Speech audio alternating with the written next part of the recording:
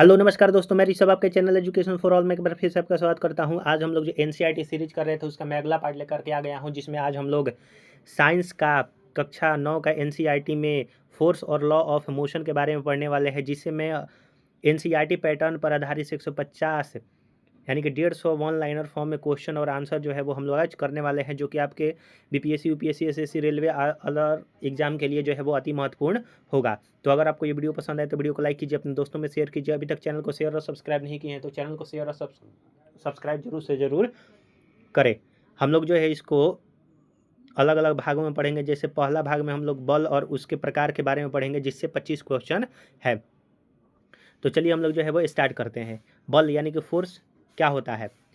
बल वह बाह्य कारक है जो किसी वस्तु की स्थिति, गति की दिशा या फिर आकार में परिवर्तन करता है या करने का प्रयास करता है, उसी को फोर्स जो है वो कहा जाता है। बल का ऐसा ही मात्रा क्या होता है? तो न्यूटन होता है, या फिर इसको क्या कहा जाता है?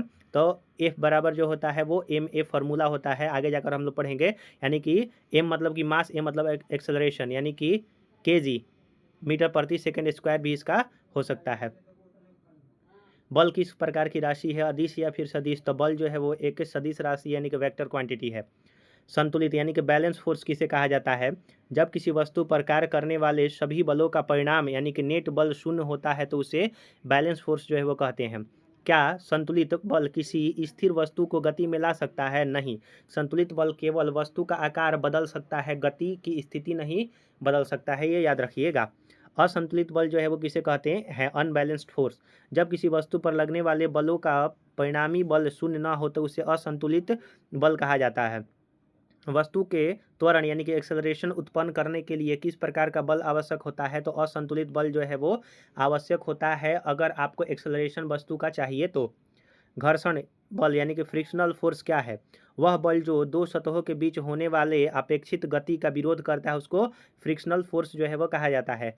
घर्षण बल की दिशा हमेशा गति की दिशा के क्या करती है? तो हमेशा गति की दिशा के जो है वो विपरीत रहता है। अगर घर्षण बल नहीं रहेगा तो हम लोग जो है वो चल नहीं पाएंगे, आप ये याद रखिएगा। सड़क पर चलते समय हम किस बल के कारण आगे बढ़ते हैं? तो पैरों और सड़कों के बीच लगने वाले घर्षण बल के कारण जो है वो हम लोग आगे बढ़ते हैं। गीली मिट्टी या बर्फ पर चलना कठिन क्यों होता है? तो गीली मिट्टी या फिर बर्फ पर चलना कठिन होता है क्योंकि घर्षण बल वहाँ पर बहुत ही कम होता है। क्या घर्षण बल सतहों के क्षेत्रफल पर निर्भर करता है? नहीं। यह संपर्क सतहों की प्राकृतिक यानी कि रूप खाना यानी कि चिकनापन पर निर्भर करेगा, उसके क्षेत्रफल पर डिपेंड नहीं करता है। मटेरियल कैसा है उस पर जो है वो डिपेंड करता है। 13 नंबर क्वेश्चन है कि साइकिल चलाते समय पैडल मारना बंद करने पर वह रुक जाता है क्योंकि सड़क और टायर के बीच लगने वाला घर्षण बल तथा हवा के अवरोध के कारण। कमानीदार तुला यानी कि स्प्रिंग बैलेंस से क्या मापा जाता है? तो वस्तु का जो है वो भार या फिर बल मापा जाता है। संपर्क बल यानी कि कॉन्टैक्ट फोर्स का एक उदाहरण है तो पेशीय मस्कुलर फोर्स जो है वो, और घर्षण बल जो है वो कॉन्टैक्ट फोर्स का उदाहरण है। नॉन कॉन्टैक्ट फोर्स का उदाहरण क्या है? तो गुरुत्वाकर्षण बल और चुंबकीय बल जो है होता है वो नॉन कॉन्टैक्ट फोर्स का उदाहरण होता है। गैलीलियो गैलीली ने गति के बारे में क्या निष्कर्ष निकाला था? यदि किसी गतिशील वस्तु पर कोई बाह्य असंतुलित बल कार्य कर रहा है तो वह नियत वेग से जो है वो चलती रहेगी। यानी कि गैलीलियो ने कहा था कि यदि कोई गतिशील वस्तु है उस पर बाहरी बल, असंतुलित बल अगर कार्य न कर रहा है, न करे, तो वह नियत वेग से जो है वो चलते रहेगा। घर्षण को कम करने के लिए मशीनों में किसका उपयोग किया जाता है? तो स्नेहक लिब्रिकेंट का, जैसे तेल हुआ, ग्रीस हुआ, बॉल बियरिंग हुआ। यदि किसी वस्तु पर 5 न्यूटन और 3 न्यूटन के दो बल विपरीत दिशा में काम कर रहे हैं तो परिणामी बल क्या होगा? तो 2 न्यूटन होगा, क्योंकि विपरीत दिशा में बल काम कर रहे हैं तो बड़ा में से छोटा को घटा दिया जाता है। यदि 5 न्यूटन के दो बल एक ही दिशा में काम कर रहे हैं तो कुल बल जो है वो कितना होगा? तो दोनों को जोड़ देंगे यानी कि 10 न्यूटन आएगा।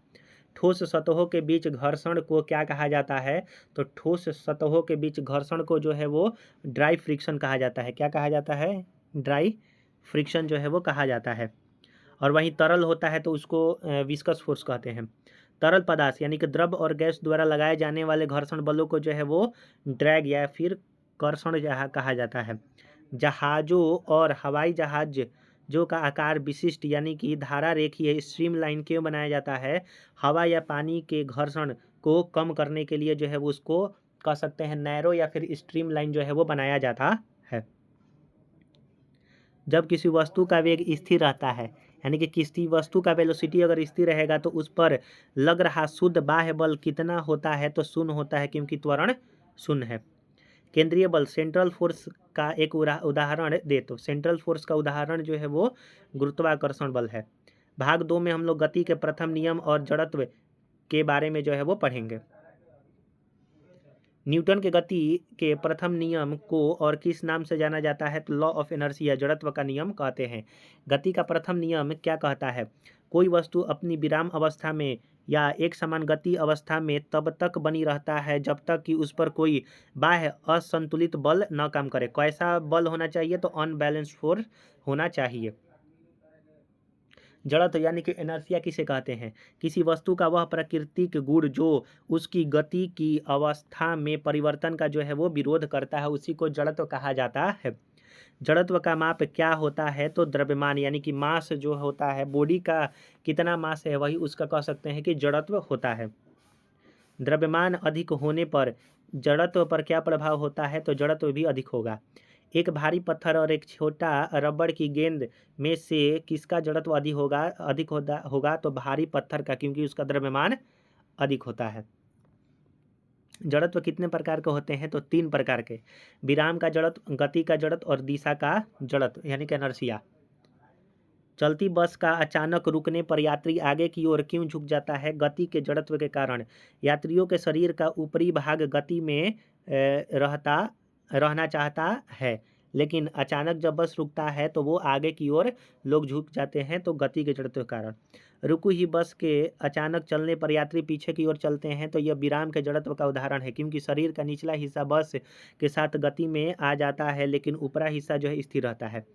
दुकानदार कंबल को डंडे से पीटकर धूल कण जो है वो को निकाल जो है वो क्यों करता है? तो विराम का जड़त्व का उदाहरण है, क्योंकि डंडे से कंबल गति में आ जाती है लेकिन धूल के कण जो है विराम अवस्था में रहने की कोशिश करते हैं और नीचे गिर जाते हैं। पेड़ की शाखा को तेजी से हिलाने पर पत्तियां और फल नीचे क्यों गिर जाते हैं? तो विराम के जड़त्व के कारण जो है वो ये गिर जाते हैं, याद रखिएगा। अगला क्वेश्चन है कि तेजी से मुड़ने वाली कार में बैठे यात्री बाहर की ओर झुकाव क्यों महसूस करते हैं? तो इनर्शिया ऑफ डायरेक्शन के कारण जो है वो महसूस होता है, ये याद रखिए। अगला क्वेश्चन है आपका, यदि 10 केजी और 50 केजी की दो वस्तुएं विराम में है तो किसे गति में लाना आसान होगा? तो 10 केजी वाली वस्तु का, क्योंकि इसका जड़त्व कम है। एक सिक्का और कार्डबोर्ड का प्रयोग, जिसमें कार्डबोर्ड खींचने पर सिक्का गिलास में गिर जा रहा है, तो ऐसा क्या दर्शा रहा है? तो वह विराम का जड़त्व का जो है वो आपका उदाहरण है। चलती ट्रेन से अचानक कूदने पर व्यक्ति आगे की ओर क्यों गिर पड़ता है? तो गति के जड़त्व के कारण, क्योंकि उसके पैर जमीन के संपर्क में आते ही रुक जाते हैं, पर शरीर का ऊपर हिस्सा जो है वो गति करते रहता है। बंदूक की गोली खिड़की के कांच में साफ छेद कर देती है, जबकि पत्थर मारने पर कांच जो है वो चटक जाता है, टूट जाता है, क्योंकि गोली की अत्यधिक गति के कारण कांच का केवल वही हिस्सा जो है वो गति में आता है जिससे जो है वो गोली छू पाती है। विराम के जड़त्व के कारण शेष कांच जो है वो स्थिर रहता है, जबकि पत्थर की धीमी गति से पूरा कांच जो है वो हिल जाता है। इसीलिए पत्थर चलाने पर जो है वो पूरा कांच आपका टूट जाता है, लेकिन गोली से नहीं टूटता है। दौड़ने वाला एथलीट दौड़ खत्म होने के तुरंत बाद क्यों नहीं रुक पाता? तो गति के जड़त्व के कारण। सामान ले जाने वाली गाड़ियों की छत पर रखे सामान को रस्सी से बांधना क्यों जरूरी है? ताकि गाड़ी के अचानक रुकने, चलने या फिर मुड़ने पर सामान जड़त्व के कारण जो है वो गिर ना जाए, इसीलिए उसको बांधा जाता है। क्या जड़त्व एक बल है? नहीं, जड़त्व पदार्थ का एक आंतरिक गुण यानी कि प्रॉपर्टी है, तो जड़त्व जो है वो कोई बल नहीं है। गैलीलियो ने गिरती हुई वस्तुओं के लिए कौन सा प्रसिद्ध प्रयोग किया था? तो पीसा की झुकी हुई मीनार से अलग अलग द्रव्यमान की वस्तुओं को गिराने का प्रयोग जो है वो आपका किया था।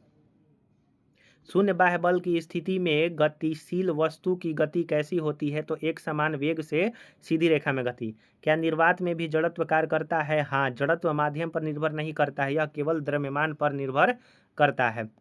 जड़त्व का एसआई मात्रक क्या है? इसका कोई विशिष्ट मात्रक नहीं है, इसे द्रव्यमान के मात्रक किलोग्राम से ही व्यक्त किया जाता है। क्या घूर्णन गति रोटेशनल मोशन में भी जड़त्व होता है? हाँ, उसे भी जो है वो मोमेंट ऑफ इनर्शिया जो है वो कहा जाता है, घूर्णन जड़त्व कहते हैं। घूर्णन जड़त्व किस पर निर्भर करता है? तो द्रव्यमान और घूर्णन अक्ष के द्रव्यमान के वितरण पर जो है वो आपका वो निर्भर करता है, याद रखिएगा। इसका हम लोग जो है वो अभी फ़िलहाल 50 क्वेश्चन ही करते हैं इसका, और जो 100 क्वेश्चन बचा हुआ है मैं अगले पार्ट में करवा दूंगा। अगर आपको ये वीडियो पसंद आया तो वीडियो को लाइक कीजिए, अपने दोस्तों में शेयर कीजिए। अभी तक चैनल को शेयर और सब्सक्राइब नहीं किए हैं तो चैनल को शेयर और सब्सक्राइब जरूर से जरूर करें। तो चलिए अगले वीडियो मिलेंगे, तब तक के लिए नमस्कार।